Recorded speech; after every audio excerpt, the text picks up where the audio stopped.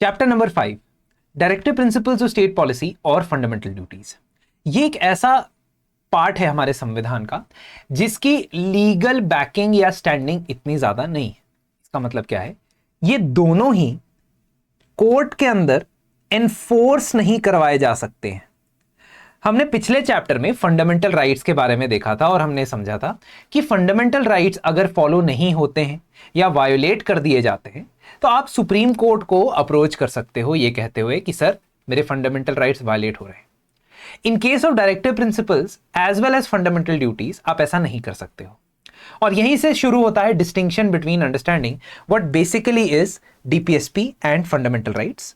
Although इसके distinction को हम और अच्छे से एक्सप्लोर करेंगे आगे आने वाली स्लाइड्स में, बट मोर इंपॉर्टेंटली ड्यूटीज और राइट्स, इनके बीच में डिस्टिंक्शन करना जरूरी है। मैंने आपको बताया था कि जब संविधान बनाया जा रहा था उस वक्त कमेटी बनी थी फंडामेंटल राइट्स के ऊपर, सब कमेटी।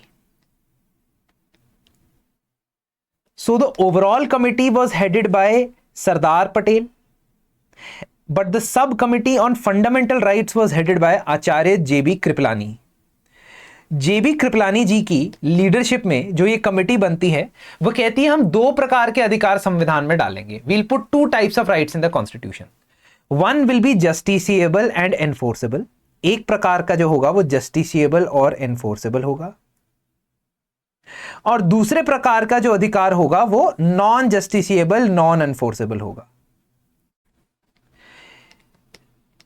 पहले वाले को हम पढ़ चुके हैं पार्ट 3 ऑफ द कॉन्स्टिट्यूशन में जिसका नाम है फंडामेंटल राइट, और दूसरा वाला टाइप के जो अधिकार हैं वो हम पढ़ने वाले हैं पार्ट 4 में, that is directive principles of state policy.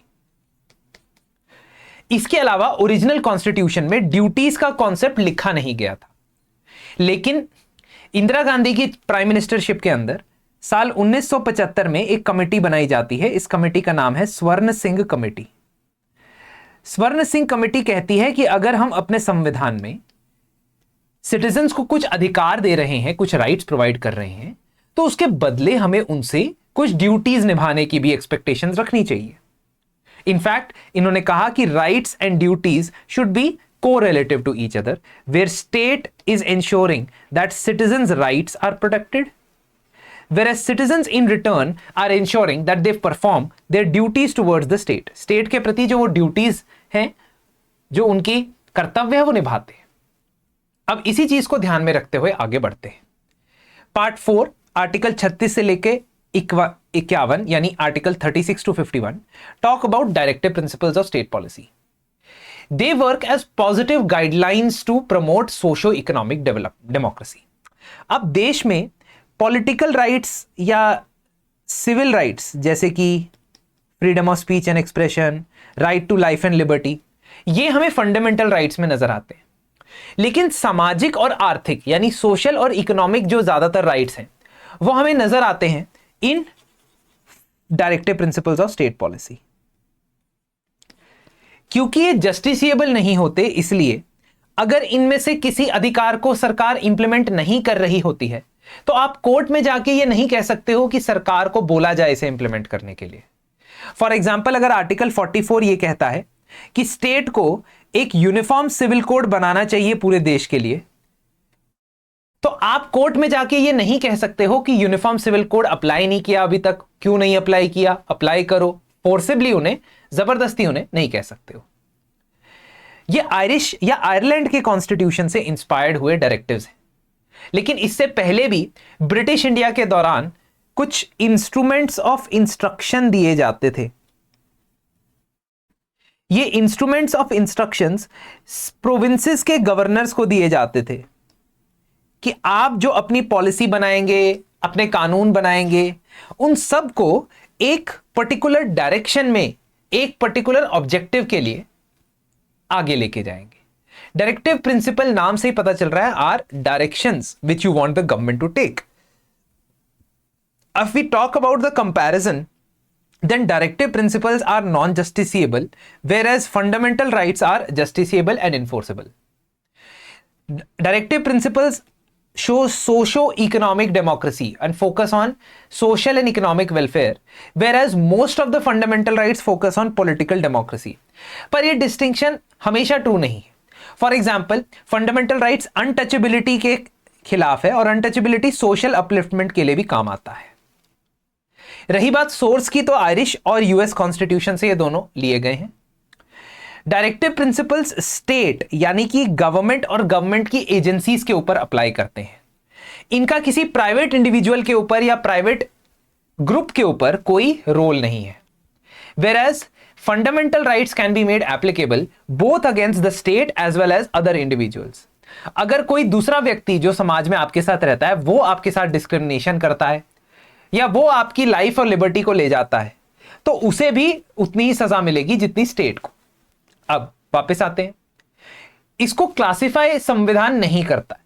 जैसे कॉन्स्टिट्यूशन फंडामेंटल राइट्स को 6 पार्ट में डिवाइड करता है, वैसे डायरेक्टिव प्रिंसिपल्स को ना कोई डिवीजन नहीं है, सीधा आर्टिकल की लिस्ट दी हुई है संविधान में। 38, 39, 39A, 40, 41, 42, 43A, 43B ऐसे लिस्ट दे दी गई है। इसको समझने के लिए डिवाइड किया जाता है इनटू 3 टाइप्स ऑफ डायरेक्टिव्स। एक है सोशलिस्ट प्रिंसिपल। सोशलिस्ट प्रिंसिपल क्या कहता है? सोशलिज्म के, समाजवाद के आदर्शों पे आधारित है। सोशलिज्म के आदर्श क्या कहते हैं कि समाज में इनकम इनइक्वालिटी नहीं होनी चाहिए, समाज में कंसंट्रेशन ऑफ वेल्थ नहीं होना चाहिए, यानी एक या 2 ग्रुप्स या इंडिविजुअल्स में सारी वेल्थ कंसंट्रेट हो जाए, ऐसा नहीं होना चाहिए। Government should take care that wages, unemployment allowances,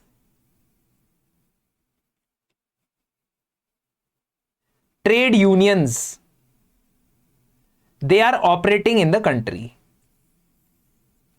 एक मिनिमम लिविंग वेज इंश्योर करना, अनएम्प्लॉयमेंट के लिए अलाउंस इंश्योर करना, ट्रेड यूनियंस को बढ़ावा देना, वर्कर्स की participation in management of industries इसको प्रमोट करना, ये सभी तरह के सोशलिस्ट प्रिंसिपल है। गांधीयन प्रिंसिपल आधारित है गांधी जी की आइडियोलॉजी पे। गांधी जी के फिलोसॉफिकल और पॉलिटिकल आइडियाज यहां पे आपको नजर आएंगे। फॉर एग्जाम्पल, विलेजेस के अंदर कॉटेज इंडस्ट्रीज को डेवलप करना, विलेजेस के अंदर पंचायत को डेवलप करना, क्योंकि गांधी जी बिलीव करते थे कि विलेजेस सेल्फ गवर्नमेंट कर सकते हैं, उनको किसी भी ऊपर टॉप लेवल पे कोई सरकार नहीं चाहिए कंट्रोल करने के लिए, मैनेज करने के लिए। हर विलेज, हर गांव अपना ध्यान खुद रख सकता है, विलेज सेल्फ सफिशिएंट होता है। इसके अलावा गांधी जी एनिमल हस्बेंड्री को भी प्रमोट करने के लिए कहते थे, काउ स्लॉटर के ऊपर बैन लगाने के लिए कहते थे, और इलीगल इंटॉक्सिकेटिंग लिकर और ड्रग्स के ऊपर बैन लगाने के लिए कहते थे। ये सारे प्रावधान डायरेक्टिव प्रिंसिपल्स में इंक्लूड किए गए हैं। इसके अलावा एक मॉडर्न 20th सेंचुरी समाज में, उस वक्त संविधान में 20th सेंचुरी चल रहा था, तो 20th सेंचुरी के अंदर एक मॉडर्न डेमोक्रेसी को क्या चीजें फॉलो करनी चाहिए, उसके जो प्रिंसिपल्स हैं उनको कहते हैं liberal intellectual principle. For example, uniform civil code होना चाहिए। इसका मतलब यह है कि रिलीजन के बेसिस पे जो पर्सनल लॉज बनाए जाते हैं, हिंदूज के अलग, मुस्लिम्स के अलग, सिख के अलग, ईसाई के अलग, जो मैरिज से रिलेटेड होते हैं, अडॉप्शन से रिलेटेड होते हैं, सक्सेशन से रिलेटेड होते हैं, डिवोर्स से रिलेटेड होते हैं, गार्डियनशिप से रिलेटेड होते हैं, बच्चों की कस्टडी या किसके पास प्रॉपर्टी जाएगी, इससे रिलेटेड होते हैं। इन सभी कानूनों के अंदर बहुत ज्यादा लैक ऑफ यूनिफॉर्मिटी है। आपको एक ही कोड लेके आना चाहिए जिसको कहते हैं यूसीसी, यूनिफॉर्म सिविल कोड, ताकि मैरिज की एज भी बराबर हो, डिवोर्स का कंपनसेशन अमाउंट भी बराबर हो, और रूल्स प्रोसीजर्स जो सक्सेशन के हैं वो भी एक समान हो। इसके अलावा there are other liberal intellectual principles, जैसे कि वाइल्ड लाइफ को प्रोटेक्ट करना, मॉन्यूमेंट्स को प्रोटेक्ट करना, एग्रीकल्चर में मॉडर्नाइजेशन लेके आना, मॉडर्न मशीनरी का इस्तेमाल करना, इंटरनेशनल पीस को मेंटेन करना, सेपरेशन ऑफ पावर्स लेके आना, ये सारे प्रिंसिपल्स आपके लिबरल इंटेलेक्चुअल प्रिंसिपल्स के अंदर आते हैं। अल्टीमेटली आपको डायरेक्टिव प्रिंसिपल्स के आर्टिकल्स एकदम से याद नहीं करने, मतलब मैं ऐसा नहीं कहूंगा कि आप समय व्यर्थ करें on trying to memorise article 38 to 51, don't try to do that, but just keep in mind that article देखने के बाद, कम से कम उस टेक्स्ट को पढ़ने के बाद आपको ये आइडिया लगे कि क्या ये डायरेक्टिव प्रिंसिपल है भी या नहीं। फॉर एग्जाम्पल अगर मैं सोशलिस्ट प्रिंसिपल की बात करता हूं, socialist principle justice, social, economic, political welfare को प्रमोट करता है। Article 39 adequate means of livelihood, equal pay for equal work, avoiding the concentration of wealth, इन सब की बात करता है। तो ये सोशलिस्ट प्रिंसिपल्स की लिस्ट है। Article 41 right to work, right to education, right to public assistance की बात करता है, जबकि 42 just and humane conditions of work और मैटरनिटी रिलीफ प्रोवाइड करने की बात करता है, यानी कि गर्भावस्था में महिलाओं को कुछ पेड लीव का समय भी मिले। Article 43 decent standard of life for workers की बात करता है, वर्कर्स पार्टिसिपेशन इन इंडस्ट्रीज की बात करता है। और 43B तो कोऑपरेटिव सोसाइटीज की बात करता है। बट कोऑपरेटिव सोसाइटीज का जो प्रिंसिपल है ना, वो गांधीयन प्रिंसिपल है, इसलिए आपको ये यहां पे नहीं नजर आएगा। आर्टिकल 47 जिसमें न्यूट्रिशन और पब्लिक हेल्थ की बात की गई। So there are a lot of principles that can be applied and that can be classified. You need not memorise और try to memorise at once. एक ही बार में मेमोराइज करने जाओगे तो कोई फायदा नहीं है। अगर मैं आर्टिकल 40 की बात करता हूं, गांधीयन प्रिंसिपल्स की इनफैक्ट बात करता हूं, तो बहुत सारे महात्मा गांधी के बताए हुए प्रिंसिपल्स हमारे डायरेक्टिव प्रिंसिपल्स में देखने को मिलते हैं। चाहे वो आर्टिकल 40 में विलेज पंचायत की ऑर्गेनाइजेशन हो, 43 में कॉटेज इंडस्ट्रीज हो, एंड 43B के अंदर कोऑपरेटिव सोसाइटीज डेवलप करने की बात हो। इसके अलावा SC, ST और वीकर सेक्शंस के इंटरेस्ट को प्रमोट करना आर्टिकल 46 में मेंशन्ड है। ड्रिंक्स और ड्रग्स पे बैन लगाना आर्टिकल 47 में मेंशन्ड है।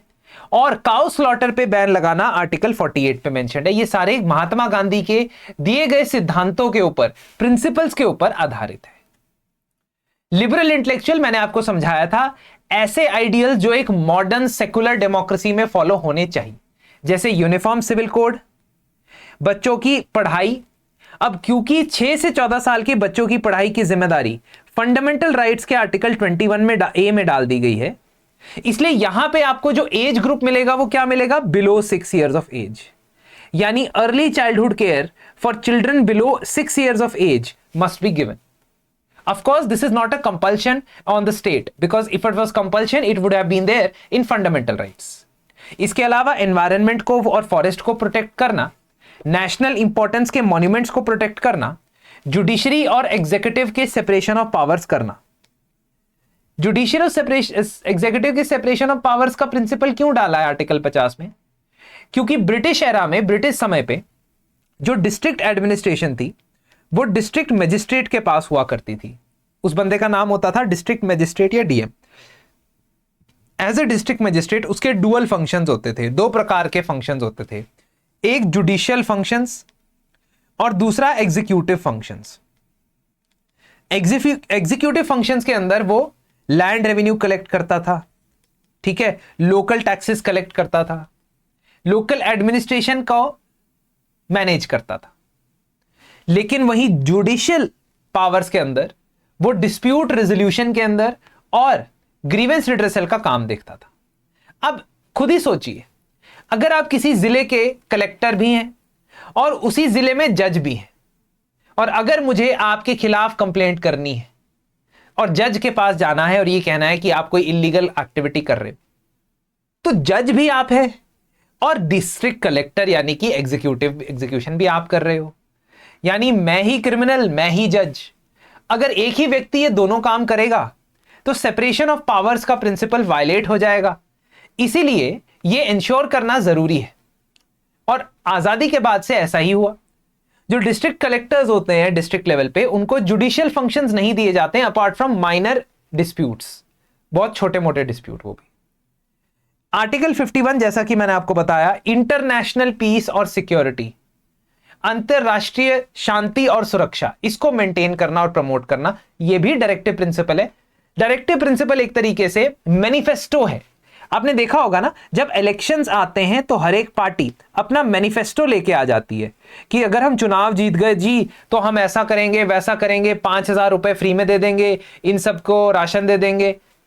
अब अगर किसी सरकार की कोई आइडियोलॉजी नहीं भी है और वो सरकार बना ले, तो उसे मैनिफेस्टो के लिए कहीं और देखने की जरूरत नहीं है, वो डायरेक्टिव प्रिंसिपल्स को देख के अपनी सरकार का संचालन कर सकता है। हर डायरेक्टिव प्रिंसिपल जो हमने पढ़ा ओरिजिनली कॉन्स्टिट्यूशन में नहीं था, बहुत सारे directive principles later on add किए गए हैं। For example 42nd constitutional amendment act जो 1976 में आता है, it adds new directive principles. Article 39A के अंडर वो ऐड करता है कि सरकार की यह जिम्मेदारी होगी कि it will provide equal justice and free legal aid to the poor. Free legal aid का मतलब है कि सहायता प्रोवाइड करेगा लीगल मैटर्स में उन लोगों को जो अफोर्ड नहीं कर सकते हैं लॉयर, लिटिगेशन। इसके अलावा 43A में उन्होंने कहा कि मैनेजमेंट ऑफ इंडस्ट्रीज के अंदर, इंडस्ट्रीज की मैनेजमेंट के अंदर वर्कर्स को ज्यादा पार्टिसिपेशन करने को मिलेगा। This my dear friends is a socialist principle, क्योंकि समाजवाद या सोशलिज्म कहता है कि जो इंडस्ट्रियल ओनर्स होते हैं वो अपनी चलाते रहते हैं और प्रताड़ित करते रहते हैं, डिस्क्रिमिनेशन करते रहते हैं, एक्सप्लॉयटेशन करते रहते हैं जो वर्कर्स हैं उनका। इसलिए वर्कर्स का भी रोल होना चाहिए इन मैनेजमेंट ऑफ इंडस्ट्री, इसलिए इससे ट्रेड यूनियन वगैरह डेवलप करने की आपको आजादी मिलती है। इसके अलावा आर्टिकल 48A जहां पे एनिमल वेलफेयर की बात होती है, स्पीशीज की प्रोटेक्शन की बात होती है, वाइल्ड लाइफ की बात होती है, वहां वो भी 42nd अमेंडमेंट से ऐड किया गया था। यानी ये वो प्रावधान है जो ओरिजिनली संविधान में नहीं थे परंतु ऐड किए गए बाद में। हमने 42nd अमेंडमेंट पहले भी पढ़ा है, एक बार रिवाइज कर लीजिएगा लेक्चर्स, क्योंकि जैसे जैसे हम आगे बढ़ते जाएंगे I will start referring to amendments and then you will think कि अच्छा सर ने ये कब बताया था। तो अगर आपने ध्यान से सुना होगा पिछले लेक्चर में तो जरूर आपको आइडिया रहेगा। 44th अमेंडमेंट 1978 में आता है और वो डायरेक्टिव प्रिंसिपल्स के मामले में कुछ चेंजेस लेके आता है। इनफैक्ट डायरेक्टिव प्रिंसिपल्स और फंडामेंटल राइट्स के रिलेशनशिप को समझने के लिए मुझे थोड़ा बहुत आपको एक एक्सप्लेनेटरी जर्नी पे ले जाना पड़ेगा। एक्सप्लेनेटरी जर्नी शुरू होती है हमारी आजादी से। जब हमारा देश आजाद हुआ था तो हमने ये सोचा था कि हम सबसे पहले तो फार्मर्स का बेनिफिट करेंगे। फार्मर्स के बेनिफिट के लिए हमने लैंड रिफॉर्म्स लेके आने थे, जमींदारी के अंदर रिफॉर्म्स लेके आने थे। वो कैसे लेके आने थे? सबसे पहले हमने जमींदारी सिस्टम को अबॉलिश करना था। ब्रिटिश समय से जमींदारी सिस्टम प्रेवलेंट था जिसमें एक जमींदार के पास ढेर सारी जमीन होती थी और वो आगे आगे आगे उसको रेंट पे दे दिया करता था। इन जमीनों पे बहुत सारे किसान खेती करते थे लेकिन उनको उस खेती का कोई शेयर नहीं मिलता था, मैक्सिमम शेयर जमींदार के खाते में। तो आपने सबसे पहला स्टेप लिया कि जमींदारी सिस्टम को खत्म करना है और उसके बाद आपने लैंड सीलिंग लॉज लगा दिए। इसका क्या मतलब हुआ? इसका मतलब यह हुआ कि आप लिमिट लगाने लग गए, एक व्यक्ति के पास कितने हेक्टेयर जमीन हो सकती है, कितने एकड़ जमीन हो सकती है, इस पर लिमिट लगने लग गई। और अगर वो लिमिट से ज्यादा जमीन होती थी तो आप उस लैंड को उस व्यक्ति से ले लेते थे और लैंड रीडिस्ट्रीब्यूशन करने की तरफ आगे बढ़ते थे। आपका इंटेंशन यह था कि जिन किसानों के पास जमीनें नहीं है या बहुत कम जमीन है उनको वह जमीन रीडिस्ट्रीब्यूट कर दी जाए। और लास्टली आप टेनेंसी रिफॉर्म्स लेके आना चाहते थे। टेनेंसी रिफॉर्म्स का मतलब क्या है कि आप जो किसान 10 साल 15 साल 20 साल से एक ही खेत में खेती कर रहे हैं लेकिन उस जमीन के ओनर नहीं है, जमींदार कोई और है और उसके पास ओनरशिप पड़ी हुई है, आप उस टेनेंट फार्मर को, उस किराएदार फार्मर को उस लैंड का अधिकार देना चाहते थे, राइट्स देना चाहते थे, ओनरशिप।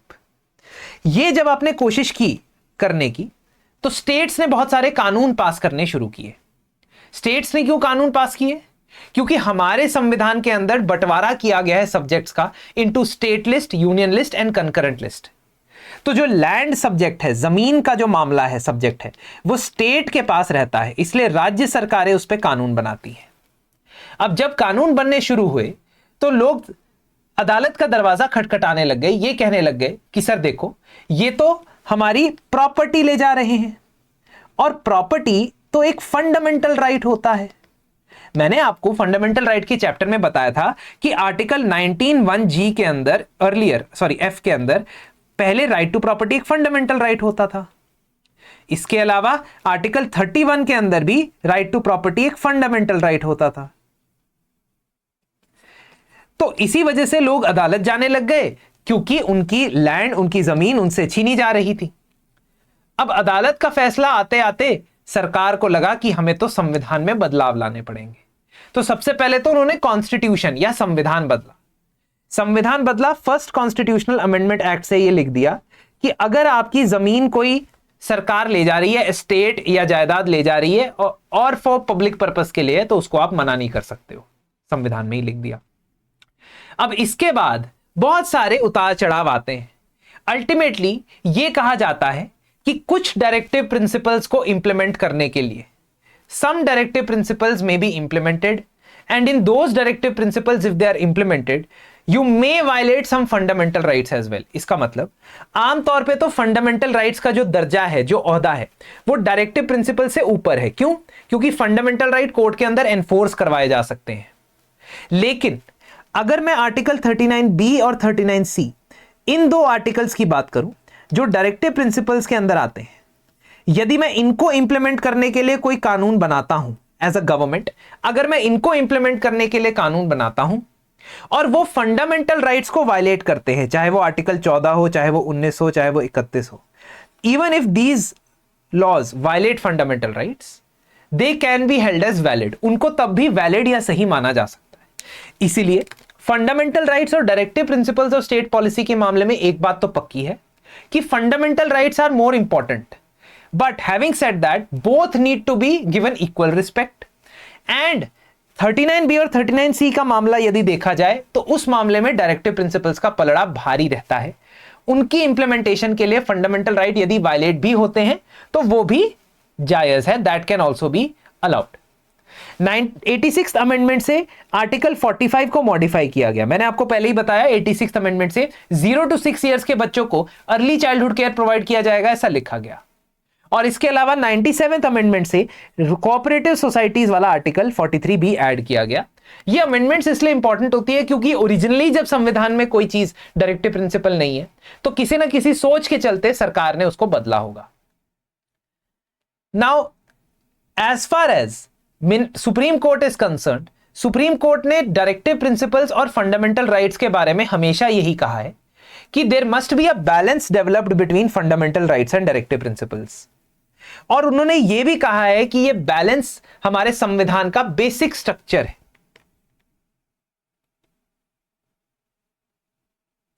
सुप्रीम कोर्ट ने साल 1973 में 1973 में अपनी एक जजमेंट दी। इस जजमेंट को भारत के इतिहास की सबसे इंपॉर्टेंट जजमेंट माना जा सकता है। इस जजमेंट में सुप्रीम कोर्ट ने कहा कि आप एज अ पार्लियामेंट, आपके पास पावर होती है संविधान को बदलने की, बिल्कुल होती है। संविधान का आर्टिकल 368 ये पावर आपको देता है कि आप कॉन्स्टिट्यूशन को बदल सकते हैं। लेकिन इस पावर को लिमिट किया जाता है by principle of basic structure.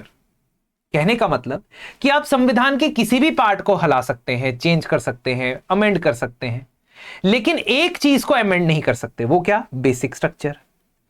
अब ये बेसिक स्ट्रक्चर होता क्या है? कॉन्स्टिट्यूशन ने तो नहीं बताया कि बेसिक स्ट्रक्चर क्या होता है, और ना ही जुडिशरी ने, कोर्ट ने ये डिफाइन किया, इसकी परिभाषा दी कि बेसिक स्ट्रक्चर क्या होता है। लेकिन कोर्ट ने यह जरूर कहा कि कभी भी फ्यूचर में अगर आपको ऐसा पता लगाना हो कि बेसिक स्ट्रक्चर कोई चीज है या नहीं है, तो हम आपको बताएंगे, we will tell you. So the court took responsibility upon itself, saying कि basic structure of the constitution क्या होगा ये हम आपको बताएंगे। तो कोर्ट ने ओवर मल्टीपल ईयर्स, बहुत साल हो गए, कोर्ट ने खुद बताना शुरू किया अलग अलग जजमेंट्स के द्वारा। कोर्ट के पास कोई केस जाता था, कोर्ट उसमें जजमेंट में बताता था कि जी ये बेसिक स्ट्रक्चर, जैसे एक केस में बोला सेकुलरिज्म बेसिक स्ट्रक्चर है, दूसरे केस में बोला सॉवरेंटी बेसिक स्ट्रक्चर है, तीसरे केस में बोला फंडामेंटल राइट्स के अंदर जो राइट टू लाइफ है वो बेसिक स्ट्रक्चर है। तो बोलता चला गया वो। इसका मतलब ना तो बेसिक स्ट्रक्चर की कोई डेफिनेशन है, ना ही वो हमारे कॉन्स्टिट्यूशन के अंदर मेंशन्ड है, और ना ही कोई लिस्ट ऑफ आइटम्स है जिसमें ये पता है, पक्का पता है कि ये जी बेसिक स्ट्रक्चर होता है कॉन्स्टिट्यूशन का। अगर आप डायरेक्टिव प्रिंसिपल्स की बात करते हो, बहुत सारे कानून हैं जो इंप्लीमेंट करते हैं डायरेक्टिव प्रिंसिपल्स में जो बताया गया है। जैसे राइट टू वर्क और लिविंग वेज वाला जो आर्टिकल है उसको मनरेगा में इंप्लीमेंट किया जाता है, Mahatma Gandhi national rural employment guarantee act. इस एक्ट के तहत रूरल एरियाज के अंदर एश्योर्ड 100 डेज ऑफ एम्प्लॉयमेंट मिलती है। इसके अलावा मिड डे मील स्कीम जो आपकी पीएम पोषण अभियान है, उसके थ्रू न्यूट्रिशन इंश्योर किया जाता है। आपने संविधान को 73rd और 74th अमेंडमेंट के थ्रू बदला, you change 73rd and 74th amendment और वहां पे पंचायत इंट्रोड्यूस की। क्यों? क्योंकि डायरेक्टिव प्रिंसिपल के आर्टिकल 40 में लिखा था दैट विलेज पंचायत आप कंस्टिट्यूट करोगे। वही बात नेशनल हेल्थ मिशन की आती है तो आर्टिकल 47 के थ्रू उसे हेल्थ और न्यूट्रिशन को प्रमोट करने के लिए इस्तेमाल किया जाता है। तो यह बात तो सही है कि directive principles are not enforceable, but सरकार अपनी पॉलिसीज, अपने लॉज, अपने रूल्स इन डायरेक्टिव प्रिंसिपल्स के आधार पर बना सकती है। इसीलिए डायरेक्टिव प्रिंसिपल्स को ग्रैनविल ऑस्टिन बुलाते हैं conscience of the constitution. If we talk about fundamental duties, as I told you earlier, in the original constitution there was no concept of fundamental duties, but when स्वर्ण Singh committee said कि आपको citizens को कुछ duties भी देनी चाहिए rights के साथ साथ, तो ये particular 42nd constitutional amendment act से ड्यूटीज ऐड कर देते हैं। इसकी प्रेरणा, इसकी स्थापना जो होती है यूएसएसआर के कॉन्स्टिट्यूशन से इंस्पायर होके होती है, प्रेरित होके होती है, जहां आर्टिकल 51A हमारे कॉन्स्टिट्यूशन में इंसर्ट किया जाता है। एक नया पार्ट ही इंसर्ट कर दिया जाता है, पार्ट 4A। इंदिरा गांधी जी कहती है कि अगर हम आपको इतने अधिकार दे रहे हैं तो इसके बदले में कुछ ड्यूटी भी तो निभाइए, सही? That is why this is called rights are को रिलेटिव टू ड्यूटीज। तो अब सिटीजन्स की कुछ मॉरल, नैतिक रिस्पॉन्सिबिलिटीज है, नैतिक जिम्मेदारियां हैं सिटीजन्स, ये उनको रिमाइंड कराता है और एक रिस्पॉन्सिबल सिटीजनशिप को ये एनकरेज करने की बात करता है। तो बेसिकली आप देख सकते हो 11 फंडामेंटल ड्यूटीज होती हैं। ये 11 फंडामेंटल ड्यूटीज, 11 की 11 फंडामेंटल ड्यूटीज आपको 51A में दिख लेंगी, ठीक है? इसमें A, B, C, D, E, F, G, H, I, J, K ऐसे करके 11 तक ड्यूटीज दिख जाएंगी। अब 42nd अमेंडमेंट में ये 10 ड्यूटीज लिखी गई थी। कॉन्स्टिट्यूशन को अवॉइड करना, उसके आइडियल्स को रिस्पेक्ट करना, फ्रीडम स्ट्रगल के आइडियल्स को चेरिश करना, सॉवरेंटी, यूनिटी, इंटेग्रिटी, सुई, इसको अपहोल्ड, प्रोटेक्ट करना, भारत को डिफेंड करना और अगर जरूरत पड़े तो नेशनल सर्विस रेंडर करना अगर फौज में बुला लिया युद्ध के दौरान, भारत में कॉमन ब्रदरहुड, हार्मनी, इसको प्रमोट करना, भारत के कंपोजिट कल्चर, रिच हेरिटेज, इसको वैल्यू करना, भारत के नेचुरल एनवायरनमेंट को प्रोटेक्ट करना, साइंटिफिक टेम्पर को डेवलप करना, पब्लिक प्रॉपर्टी को प्रोटेक्ट करना और वायलेंस को इग्नोर करना, वायलेंस का इस्तेमाल बिल्कुल भी मत करना, हर स्फीयर में एक्सीलेंस की तरफ स्ट्राइव करना और बच्चों को एजुकेशन प्रोवाइड करना अगर आप उनके गार्डियन हैं या पेरेंट हैं और वो 6 से 14 साल के। अब ये बहुत क्लियर है कि पहले 10 जो फंडामेंटल ड्यूटीज हैं ये तो 42nd अमेंडमेंट से आती हैं और ये लास्ट वाली जो ड्यूटी है ये ऐड की गई थी 86th अमेंडमेंट से साल 2002 में। अब इसका रिलेशन उन दोनों बाकी चीजों से भी है, आर्टिकल 45 जो हमने डीपीएसपी में पढ़े और आर्टिकल 21A जो हमने फंडामेंटल राइट्स के अंदर पढ़े। तो 86th अमेंडमेंट से आपको ये 3 बदलाव देखने को मिलते हैं।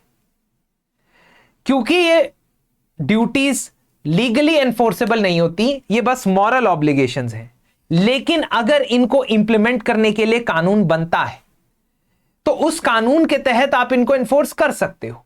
फॉर एग्जाम्पल, अगर मैं कहता हूं कि आपने कॉन्स्टिट्यूशन को अवॉइड करना है और उसके आइडियल्स, इंस्टीट्यूशंस को रिस्पेक्ट करना है, जैसे कि नेशनल फ्लैग, जैसे कि नेशनल एंथम, तो इसके लिए पार्लियामेंट कानून बना चुका है, prevention of insult to national honour act of 1971। 1971 में पार्लियामेंट कानून बना चुका है, prevention of insult to national honour act of 1971। उसमें यह कह चुका है कि यदि कोई national anthem, national flag, constitution को डिसरिस्पेक्ट करता है तो उसको जेल की सजा भी हो सकती है, फाइन भी लग सकता है। दैट मींस ये ड्यूटी ऐसे तो एनफोर्सेबल नहीं है, कॉन्स्टिट्यूशन के हिसाब से, संविधान के हिसाब से एनफोर्सेबल नहीं है, लेकिन अगर आप कानून बना देते हो इसके लिए, जैसे पार्लियामेंट ने कानून बनाया है, तो फिर आप इसको एनफोर्सेबल भी बना सकते हो। You can make it enforceable as well. ठीक है? So that is important and that ends the discussion on fundamental duties. There have been many laws that implement fundamental duties, जैसे environment protection act, prevention of insult to national honour act, RTI act to become more aware and education for 6 to 14। ये तो हम देख ही चुके हैं। इसी के साथ ये चैप्टर समाप्त होता है। अगले चैप्टर में हम ये देखेंगे कि यूनियन और स्टेट एग्जीक्यूटिव ये कैसे फंक्शन करते हैं, तीनों पिलर्स ऑफ गवर्नमेंट को एक एक करके एक्सप्लोर करेंगे।